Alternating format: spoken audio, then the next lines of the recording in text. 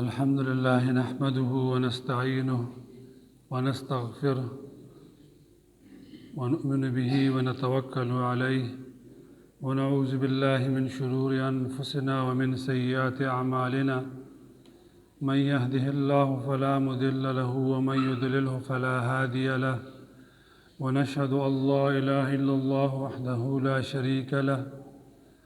ونشهد أن سيدنا ومولانا محمدًا عبده ورسوله أرسله بالحق بشيرًا ونذيرًا وداعيًا إليه بإذنه وسراجًا منيرًا. أعوذ بالله من الشيطان الرجيم. بسم الله الرحمن الرحيم. وأما من خاف مقام ربه ونهى النفس عن الهوى فإن الجنة هي المأوى. صدق الله مولانا العظيم. وقال رسول الله صلى الله عليه وآله وسلم: صوموا لرؤيته وأفطروا لرؤيته، أو كما قال عليه الصلاة والسلام. سبحان ربك رب العزة عما يصفون وسلام على المرسلين والحمد لله رب العالمين. رب اشرح لي صدري ويسر لي أمري واحلل عقدة من لساني يفقه قولي. درود شریف وائے. اللهم صل على محمد وعلى آل محمد كما صليت على إبراهيم وعلى آل إبراهيم إنك حميد مجيد. جزا الله عنا محمدا ما هو أهله. سامعین محترم، د شعبان المعظم د میاشتې اخیری ورځې دي. رسول الله مبارک د دې میاشت او د روان میاشت دپاره دعا چې دی نو دا فرماغلی. رسول الله مبارک د رجب او د شعبان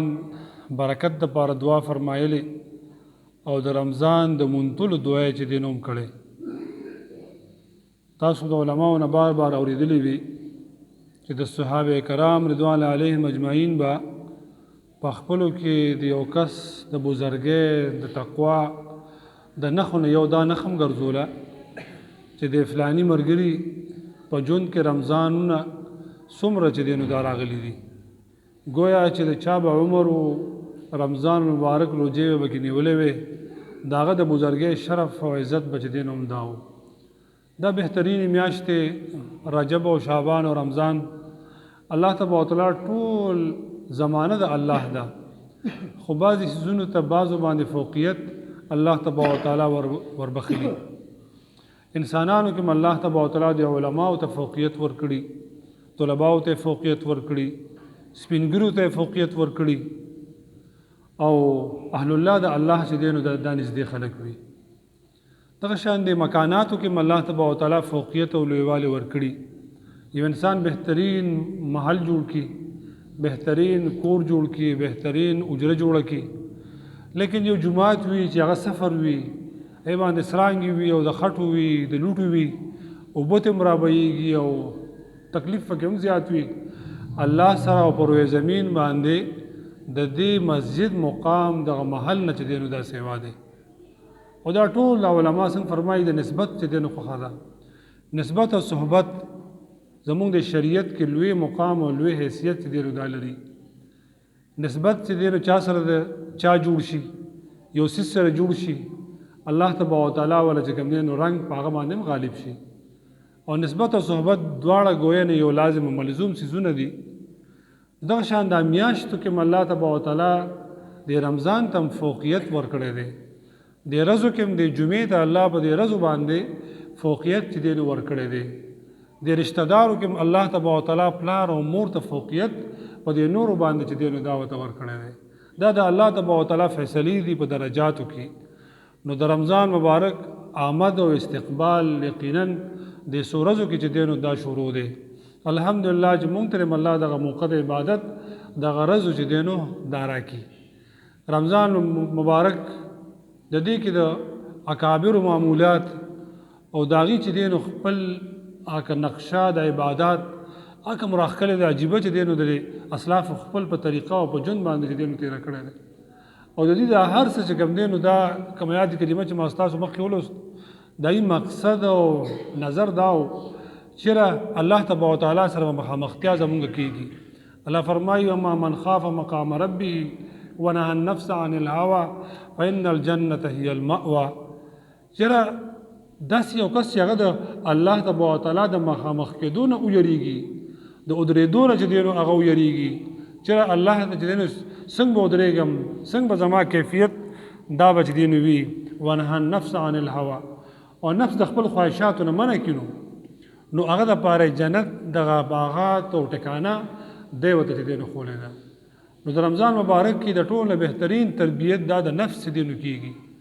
ځکه چې یو څیز حرام خو اسم حرام دي، او چې حلال په ځان باندې منع کړي نو دا د نفس سره لوی مقابله او لوی جهاد چې دی نو دا دی. کاغه د مالی حیثیت ته او کاغه د جانی حیثیت ته او کاغه د نور حیثیتونه چې دی نو دا دي. د رسول الله مبارک سیرت چې دی نو واضح کېږي نو دا سیر صحابه کې او سیرت رسول الله مبارک صلی الله علیه وسلم کې د ټول نه چهره د رسول الله مبارک بصفات پر رمضان کې څنګه سیوا کېده، عبادات خو به خود سیوا کېده، خو لیکن سخاوت به هم دومره سیوا کېدو چې کله دا سیلې راشي او دا سیلې په تیزه شي دومره به رسول الله مبارک د سخاوت دغه عمل چې دی نو دا کوو. او ځکه ورته په دې حدیث شریف کې دا مواخات د مواخات میاشت چې دی نو ورته ویلې د ورولۍ میاشت ولا چې خیرې. رسول الله مبارک عظیم صحابي حضرت سلمان فارسی رضی الله تعالی عنه د فضائل اعمال کې دا حدیث شریف مخې ته لومبۍ چې دی نو دا بیا راځي په دې موقع کې د رمضان په دې فضایلو کې. چیرې د رمضان مبارک آمدو د شعبان اخیری جمعه و رسول الله مبارک یا اخیری هفته و رسول الله مبارک مونږ ته یو فصیح او بلیغه خطبه چې دی نو فرمایله، ای خلکو وره په تاسو یو میاشت روانه ده، هغه په تاسو باندې به سوري چې دی نو دا به کوي،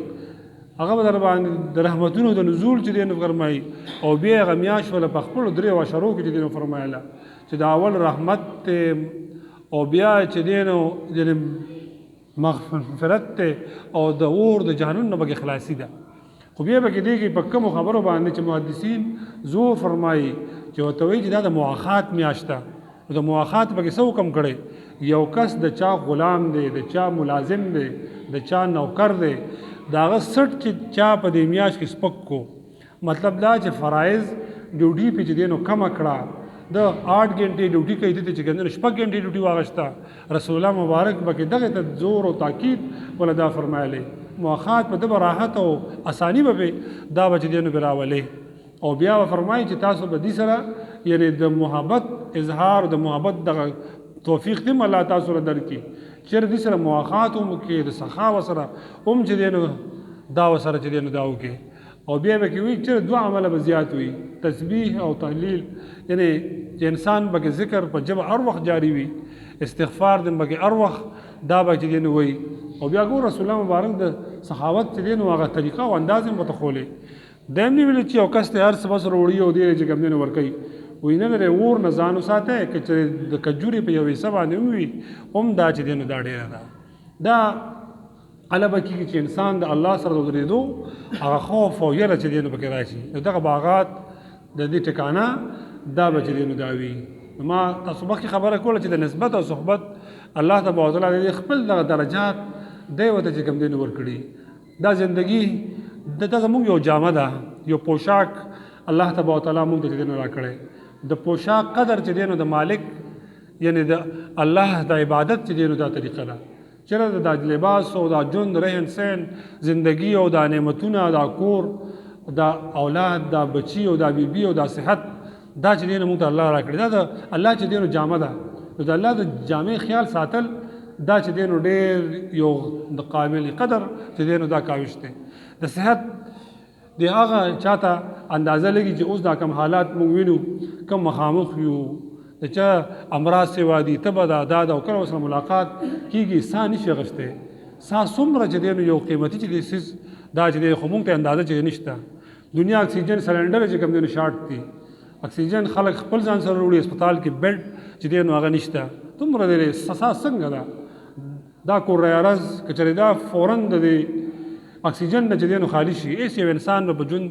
دنیا به چې دی نو پاتې نه شي. انو نعمتونو خو لا سیوا د سا لحاظ چې کوم دی نشته. دا د الله پوشاک دی، د پوشاک لحاظ چې کوي نو کېږي به. د حضرت شبلي رحمت الله تعالی یو ډېر لوی بزرګ چې دی نو دا تېر شوی دی وایي چې دی په خپل وخت کې د نهاوند ګورنر و دا نهاوند غالبا د ماورای نهر او د مشرق وسطا سره په دغه ځای کې چې دی نو دا راځي دی د بادشاه اجلاس چې دی نو دربار چې دی نو شروع یو کس او چونکې دغه طور طریقه و د بادشاه دا وه چې هر یو وزیر ته به خپل لباس چې دی نو ورکو مثال چوغه ورته ورکړې ده کوم چې هغه ډریس کوډ چې ورته موږ وایو چې هر سړی خپل خپل دربار جج چې کوم دی خپله چوغه ګاونه چولي یا بله چولي نو هغه لباس چې دی نو ناستو اجلاس چې دی شروع بادشاه یو کس یو وزیر چې دی نو په نظر کو ګوري چونکې خامخا پرنجي هر چاته ورځي انسان دی د کمزوري دی نو پرنجیو کې هغه ډېر غریب هغه وزیر ځان چې دی نو سخت کي چېرې دا پرنجي ما ته رانشي خو بیا هم انسان دی او دنه دا پرنجي وشي چونکې دغه وخت کې به داسې اوزار بنو د رومال دا رواج بنو یا به د هغه په جیب کې نو یا نیپکین چې ورته به مخکې به ورته نیپکین اوس ټیشو پیپر شو یا نور داسې چې دی نو شو دا به هم هغه وخت سره چې دی نو دی چې اخر کې ډېر تنګ شو نو بیا چې پوزه دغه کړو نو په هغه خلعت شاهي باندې دا پوزه چې کوم دی نو دا خپل پاکه کړه بادشاه چې کله اجلاس ختم شو راوغوښتو انتهایی سپکې خبرې ورته وکړې تا زما د پوشاک دومره قدر نه کوې زما د جامې دومره قدر دا نه کوې دومره لوی شاهي لباس تاله ما درکړی او ته د هغې چې کوم دی نو دا انداز کوې بس وي حضرت شبلي رحمه الله صاحب چې دا واورېدل وي هغه وله فوراً استعفې ورته ولیکله بادشاه دا خو عجیبه ده دومره باندې خو د دې نه ما یو څو خبرې چې کوم دی نو هغه یوړ کړی د ټول نه لوی خبره وي ما دې دا واغشته چې ګوره دا پوشاک چې دی نو تا ورکړی دی او د دې لحاظ او قدر ونه ساته نو دې تا په ټول دربار کې رسوا کو د استعفام طلب شو او دې ختم کو مونږ ته الله دومره پوشاک راکړی دی دومره جامه او دومره نعمتونه او مونږ قدر د هغې نه کوو الله مونږ ته هېڅ کم دی نه وایي نو دا د الله صحبت خو ډېر پکار دی نو د شبلي صاحب په دې وجه باندې ګورنري پرېښوده او د وخت چې کوم دی نو لوی شیخ او د خلکو مربي او مرشد چې کوم دی نو دا جوړ شو چېرې د پوشاک چې کوم دی نو لحاظ نو د پوشاک او د جامې دا د الله تبارک وتعالی زندګي ده دا د هغې چې کوم دی نو دغه دا اطاعت دا د هغې چې کوم دی نو محبت اظهار چې دی نو دا دی نو الله تبارک وتعالی دا زندګي دا اوقات د رمضان مبارک دا ټول مونږ ته الله یو لوی نعمت چې دی نو دا راکړی دی چېرې په دې کې به عبادات چې دی نو به کېږي د الله تبارک وتعالی رضامندي به د حاصلول به دا په دې کې چې دی نو دا کېږي شعبان المعظم میاشت یعنې د تیره چې دی نو دا شوه او د رمضان آمد دی علما لیکي ګوره وایي د رمضان په دې لفظ کې هم الله تبارک وتعالی ډېر لوی رموز او اسرار چې کوم دی نو ایښي دي علما وایي رمضان د رمز نه دی او رمز وایي رجیدلو ته وایي نو گویا الله تبارک وتعالی په دې میاشت کې ګناهونه زمونږ رجیدل به چې دی نو انشاءالله چې کوم دی نو کوي خو چې طلب او حقیقت چې دی نو مونږه دا خپله چې کوم دی نو وموکو او بعضې وایي چېرې رمضان یعنې را چې دی نو هغه د رحمت نه میم د محبت نه ضا چې دی نو هغه د ضمانت نه الف د الفت نه او نون د نوازش نه چې الله تبارک وتعالی په دې کې نوازشات هم چې دی نو کوي او حدیث شریف خو مونږ بار بار اورو چې رسول الله مبارک هغه بددعا گویا یو قسم چې دی نو دا غوښتې ده کړي رحمت للعالمین دی چېرې په چا درېیمه خبره پکې دام ده چې د رمضان مبارک میاشت پرې راشي او دی په الله باندې ځان ونه بخي مغفرت چې دی نو دی ونه کړي نو الله تبارک وتعالی نبی کریم صلی الله علیه وسلم ورته په ښه نظر باندې په دغه وخت کې نه دي کړي او په سخته ژبه مبارکه دعا یې وله چې دی نو بده دی وله چې دی نو کړې ده چېرې د رمضان مبارک میاشت چې دی نو دا راشي او د رمضان مبارک کې یعنی اوقات به چې دی نو ګوره څه حضرت امام ابو حنیفه رحمه الله تعالی چې موږ د چا په مسلک او په دین باندې یو په رمضان کې به معمولات د ده چې دی نو وي څه وایي ده به د رمضان کې د قرآن د تلاوت زیات به چې دی نو ویدا کو تر دې پورې که رمضان به د 13 ورځو وه نو یو شپېته ختمونه به د قرآن عظیم کول